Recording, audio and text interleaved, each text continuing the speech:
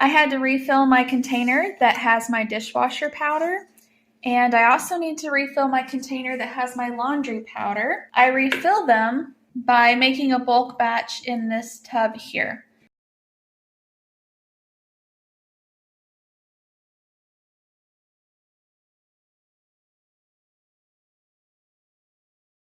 Now the tub is empty, so we're going to make another batch.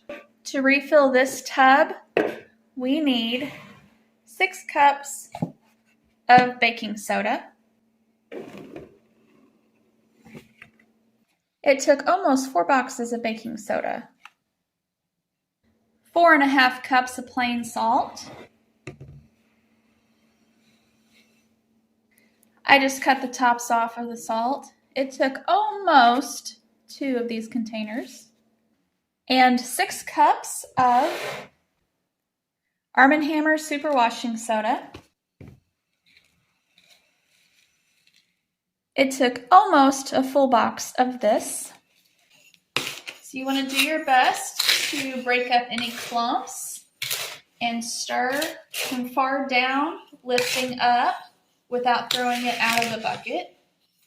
I like to use a large fork like this with a long handle so I can have something to help go through it a little easier and blend it up because it's kind of like a whisk. And also to break up any clumps before I switch over to a spoon. And then the final step is I put the lid on it and I roll it around and shake it real good. While I'm doing this, you may remember that I put out a video a while back on my dishwasher powder. And that stuff works great. It's basically the same thing as this, except the salt is a little bit lower in this than it was in that recipe. When I started using this for my laundry powder, I noticed how similar this was to my dishwasher powder. So I decided to try this, since it uses a little bit less salt than my dishwasher powder. I decided to try this for my dishwasher, and I've been using it for several months now, and it works just as well. I do have to add a teaspoon of citric acid to my dishwasher after adding in my scoop of this. But other than that, it's all the same.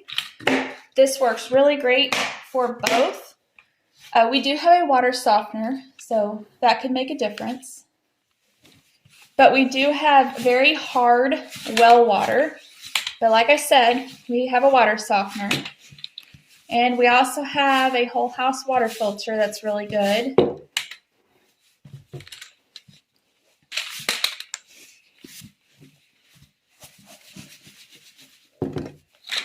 Now let's do a cost comparison between this, other store-bought laundry detergent I've used in the past, and store-bought dishwasher pods.